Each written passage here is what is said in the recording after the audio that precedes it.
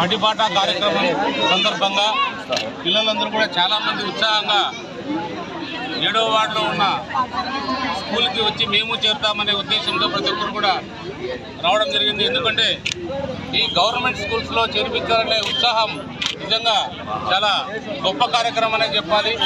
ఎందుకంటే ఎంతో అద్భుతమైన చదువు బోధిస్తున్న ఉపాధ్యాయులు ఉన్నారు, హెడ్ మాస్టర్లు ఉన్నారు, అలాగే ఎంఈఓలు ఉన్నారు, డిఓ గారు ఉన్నారు.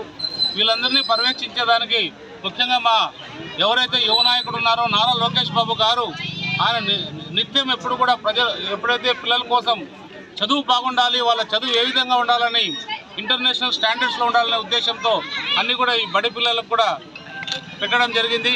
ఒకటి తల్లికి వందనం. పిల్లలు ఎంతమంది ఉంటే అంతమంది పిల్లలకి 15,000 రూపాయలు వాళ్ళకి ఖాతాలో తల్లిల ఖాతాలో వేయడం కావచ్చు. అలాగే సన్నబియ్యంతో మధ్యాహ్న భోజన పథకం, డొక్కా సీతమ్మ మధ్యాహ్న భోజన పథకం కూడా పెట్టడం కూడా చాలా గొప్ప కార్యక్రమం అనే చెప్పాలి.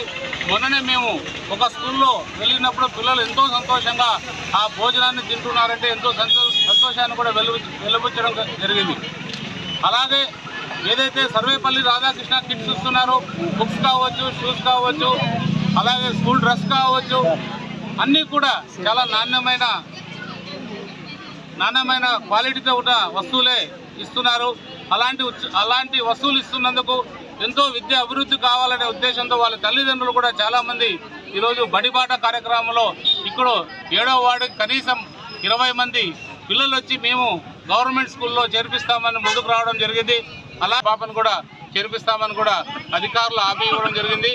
అలాగే 3వ తరగతి సంబంధించి ఏదైతే పావుకోళ్ళలో చదువుతున్న ఈ పాప ఆ పాప కూడా నేను ఇదే గవర్నమెంట్ స్కూల్లో మన కళ్యాణదుర్గంలో టౌన్లో పట్టణంలో చేరుతాను.